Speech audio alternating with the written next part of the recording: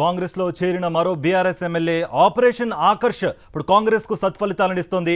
Serilingampally MLA Arikapudi Gandhi CM Revanth Reddy సమక్షంలో కాంగ్రెస్ పార్టీలో చేరిపోయారు. ఇక అరికపూడి గాంధీతో పాటు మరో ముగ్గురు కార్పొరేటర్లు కూడా ప్రస్తుతం కాంగ్రెస్ పార్టీలో చేరిపోయినట్టుగా కూడా సమాచారం అందుతోంది. ఇదే అంశానికి సంబంధించి మరింత సమాచారం మా ప్రతినిధి రాకేష్ అందిస్తారు. రాకేష్, మీ దగ్గర ఉన్న అప్డేట్స్ ఏంటి?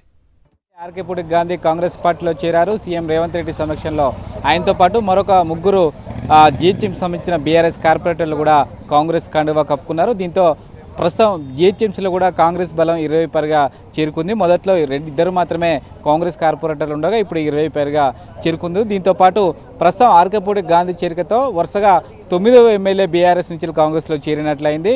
మొత్తంగా కాంగ్రెస్ బలం ఇప్పుడు శాసనసభలో 74కు చేరుకుంది. ఇది దాదాపుగా 90 వరకు చేరుకునే అవకాశం ఉన్నట్టుగా కాంగ్రెస్ నేతలు చెప్తున్నారు.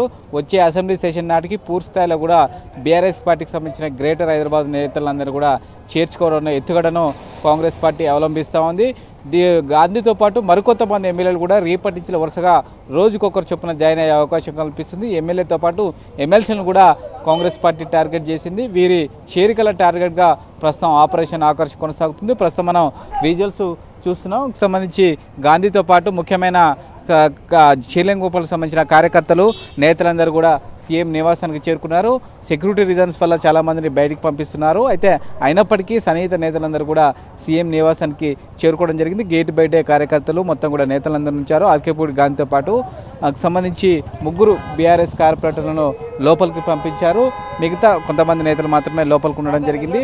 ప్రస్తుతం సంబంధించి ముఖ్యమైన నేతలకు సంబంధించి చేరికలు జరిగిన తర్వాత మళ్ళీ ఈరోజు సాయంత్రం లేదా రేపు ఒక నేత జాయినింగ్ ఉండే అవకాశం ఉన్నట్టుగా టీ కాంగ్రెస్ నేతలు అయితే చెప్తున్నారు. చేరికల విషయంలో గోప్యత పాటిస్తున్నారు. ఒకరిద్దరు పేర్లు ప్రస్తుతం చర్చలు ఉన్నప్పటికీ వారి చేరిక మీద మాత్రం స్పష్టత ఇవ్వని పరిస్థితి కనబడుతోంది. కేవలం బీఆర్ఎస్ దాన్ని అడ్డుకుంటుందనే ఒక ఆలోచనతోనే కాంగ్రెస్ పార్టీ ఈ వ్యూహాన్ని అవలంబిస్తున్నట్టుగా తెలుస్తుంది. ప్రస్తుతం చూసుకుంటే గత కొన్ని రోజులుగా 9 మంది ఎమ్మెల్యేలు పార్టీ మారిన పరిస్థితి అయితే కనిపిస్తోంది. దీనిపై మరి బీఆర్ఎస్ ఏమన్నా రియాక్ట్ అయిందా? ఇప్పటి వరకు మేము లీగల్గా మూవ్ అవుతున్నాం అన్నట్టుగా కూడా లీగల్గానే మూవ్ అయింది. మరి ప్రస్తుతం బీఆర్ఎస్ కార్యాచరణ ఎలా ఉండబోతోంది?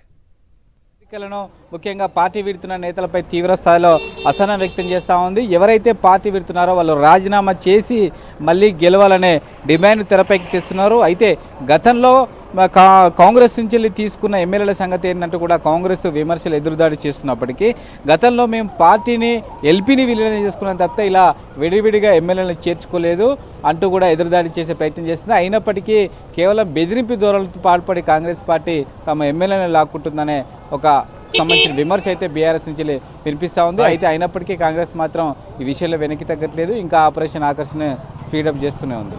Right Rakesh, thank you for the update.